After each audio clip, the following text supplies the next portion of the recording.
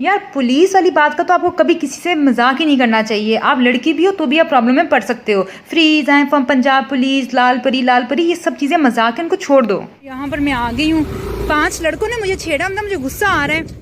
मुझे ये रंग बिरंगी कजरे पसंद है। मैंने पापा से कहा मुझे लेकर दें, तो सेल्समैन ने कहा मैम ये कजरे नहीं है पर ये टॉयलेट ब्रश है और ये भी बहुत खुशबूदार है, घर ले जाएं आप। इन लड़कों की चेन्स और दाढ़ी देख के हुमा मैडम इन पे आशिक हुई थी। हमने यहाँ पे रोल्स, समोसे, कचौरी, बारबेक्यू, लैम, स्टेक, रोल्स, ऐसी ऐसी चीज़ें देखी। यहाँ तक कि यहाँ पर स्ट्रीट फूड में पिज्ज़ा भी था और इतनी वैरायटी थी निहारी की, पुलाव की, कि आप सोच नहीं सकते। हमने डोनट्स भी देखे, रोल्स भी देखे। पापा ने कहा यहाँ से कुछ नहीं ना, घर जाके साफ सुथरा खाना पकाओ।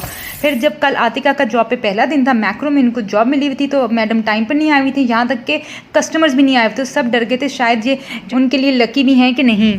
शू डिज़ाइनिंग के प्रोजेक्ट में हमने ये शू डिज़ाइन किया था और आज बिलाल भाई ये पहनकर चल रहे हैं।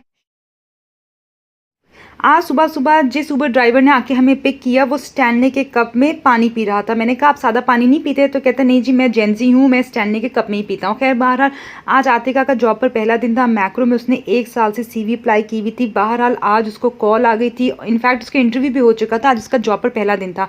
मैनेजर बहुत हैरान था कि ना कस्टमर अभी तक आया है, इवन के आतिका तो खैर टाइम पर पहुँच गई थी, लेकिन प्रॉब्लम ये थी उसने कहा ये हमारे लिए लकी भी है कि नहीं, खुदा ना खास्ता नहुसत तो नहीं है कि इसके आती कस्टमर ही नहीं आ रहे मैक्रो जैसे स्टोर में। खैर मैंने कहा तुम दिल छोटा ना करो, मैं ही कुछ थोड़ी बहुत शॉपिंग कर लेती हूँ।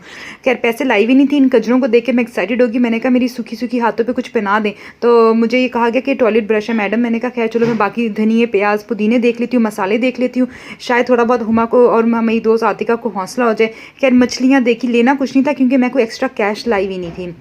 ये चीज़ें देख के मैं एक्साइटेड तो हो रही थी कि चलो आतिका का पहला दिन है और वो खुश भी होगी, अच्छा माहौल है। तो खैर यहाँ पर चीज़ें, रेट्स तो वही हैं जो भाई हर जगह हम देखते हैं, लेकिन जब आपकी किसी दोस्त का जॉब पर पहला दिन हो तो आपको हौसला अफजाई करने के लिए ज़रूर आना चाहिए। खैर यहाँ से ख़रीदने के लिए तो मुझे कुछ नज़र नहीं आया, वही मसाले सब चीज़ें थी। लेकिन मैंने एक चीज़ जो है ना मैंने लर्न की अपनी लाइफ में, वो ये कि कभी आप वक्त की कदर ना करो। जो वक्त की कदर करता है वो कामयाब नहीं होता। खैर इसके पीछे क्या वजह मैं आपको बाद में बताऊंगी। फिलहाल मैंने कुछ नहीं लिया। जो आइसक्रीम मेरे बजट में थी वो मैंने ली। यहाँ से एक और उबर ड्राइवर को मैंने कॉल की और कहा कि जल्दी आके भी हमें पिक कर लो, मुझे पिक कर लो। खैर मैं अब वापस घर जा रही थी क्योंकि मैंने इसको मैक्रो में ड्रॉप कर दिया था।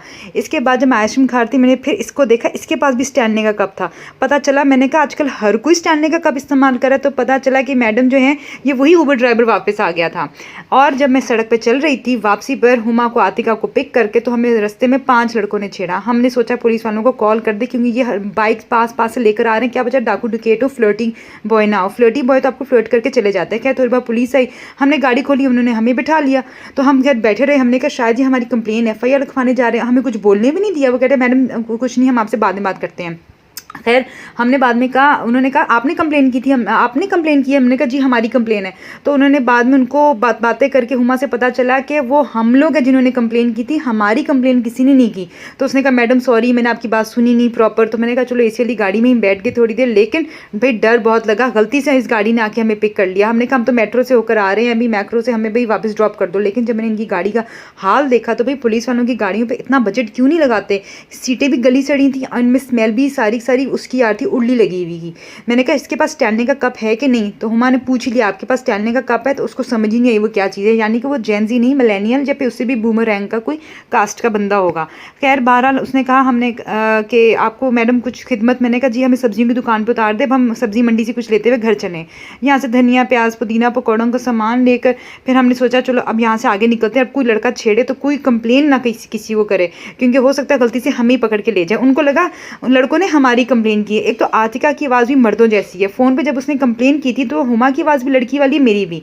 बहरहाल उसके बाद रात को बिलाल भाई हमारे कॉलेज का प्रोजेक्ट जो है फैशन शू डिज़ाइनिंग का, वो आज पहन के सड़क पे जा रहे थे क्योंकि ये स्पेशल शू है जो आतिका ने अपने कॉलेज में और मैंने ये डिज़ाइन किया था शू। तो आज ये पहन के बिलाल भाई जा रहे हैं और हमने इसकी पूरी पूरी वीडियो बनाकर कॉलेज में प्रेजेंट करनी है।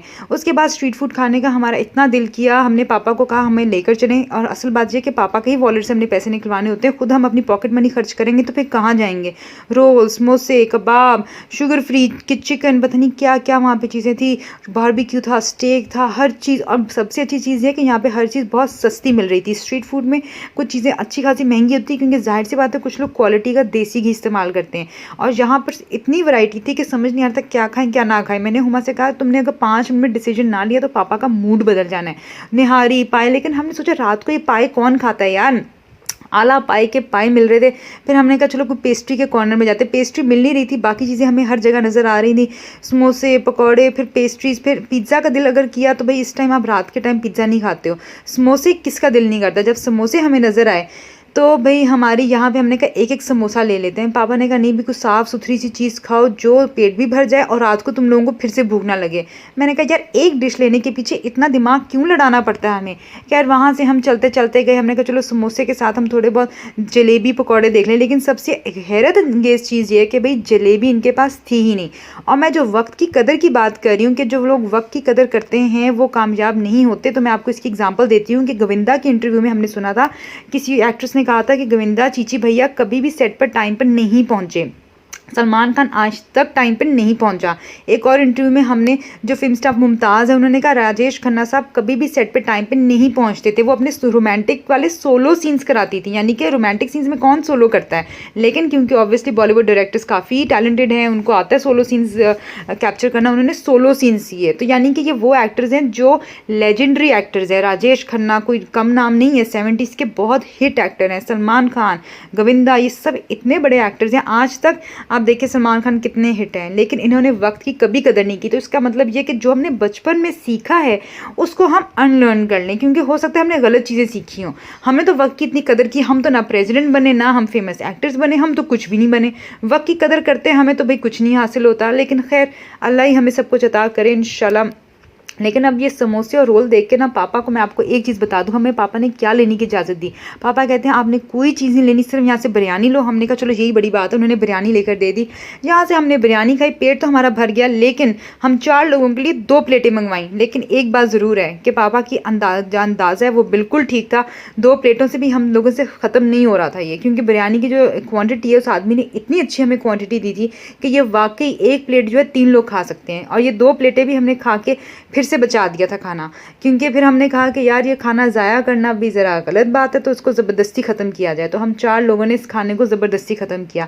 ये लंच बॉक्स में, और इतने देखने में मज़े के चावल नहीं लग रहे थे सूखे सूखे होंगे क्या है क्या नहीं, लेकिन बहुत ज़बरदस्त थे। ये शौरमा जो है आतिका ने जानबूझ के ले लिया था ताकि पापा जो है चुपके से इसकी प्राइस पे कर दें। जब उसने ले लिया तो उसने कहा कि अरे ये मुझे पता नहीं था, हम सिर्फ बिरयानी खा रहे हैं। खैर ये उसने बड़ी अच्छी मैनिपुलेशन की थी। और इन 4 लड़कों को देख के भाई हुमा और आतिका तो दोनों आशिक होंगी कि लड़कों की चेन्स देखो, ये देखो, दाढ़ी देखो।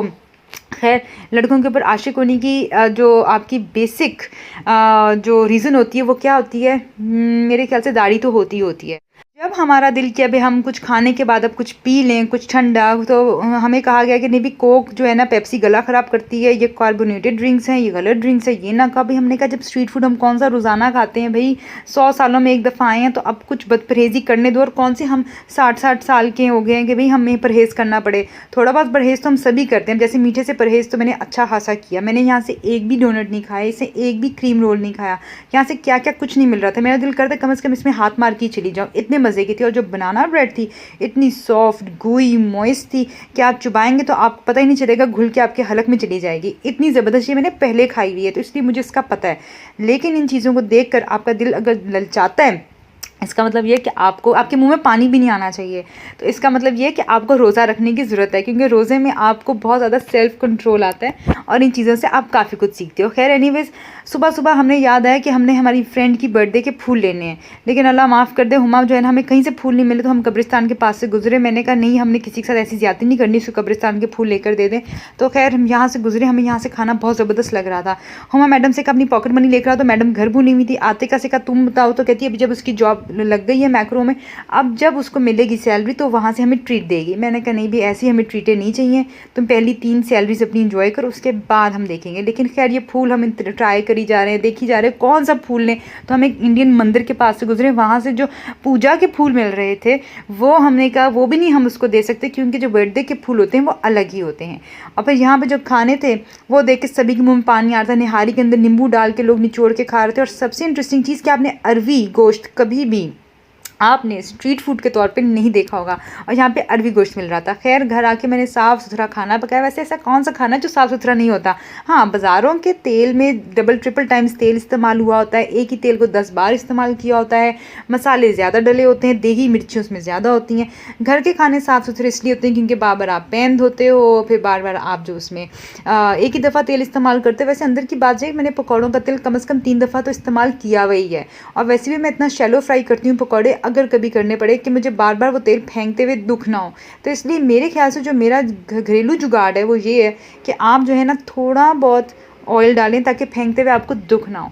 और सबसे इंटरेस्टिंग चीज़ मैं आपको ये बताऊं कि कल पापा एक रील देख रहे थे जिसके ऊपर मैंने कमेंट करना है अपनी ख़ास वीडियो में। और वो रील जो ऐसी है जो सभी लोग देखते हैं और उस पर यकीन भी करते हैं। जब उस रील में इंटरव्यूअर ने कैटरीना कैफ से पूछा था कि ऐसी कौन सी नेचर है जो आप अपनी तब्दील करना चाहती हैं, और इस जवाब में कैटरीना कैफ ने कहा पेशेंस। तो उन्होंने कहा ओहो, यानी कि आप पेशेंस खो जाती हैं। उन्होंने कहा नहीं, पेशेंस उनमें इतना ज़्यादा है कि लोग उनकी पेशेंस की काइंडनेस का नाजायज़ फ़ायदा उठाते हैं। अगर वो ये नेचर बदल लें तो उनकी लाइफ में काफ़ी आसानी हो जाए। वो लोगों को इतने लिहाज से इतने बर्दाश्त करती हैं कि लोग फिर उसका नाजायज़ फ़ायदा उठाते हैं। नुकसान इतना बढ़ जाता है जब वो रिएक्ट करती हैं कि फिर जो है रायता ऐसा फैलता है, आटा ऐसा फैलता है कि फिर उसको जो है समेटना बहुत मुश्किल हो जाता है। तो खैर ये वीडियो ऐसी है जो बहुत ज़्यादा लोगों के लिए सीखने के लिए एक बहुत इंपॉर्टेंट चीज़ है।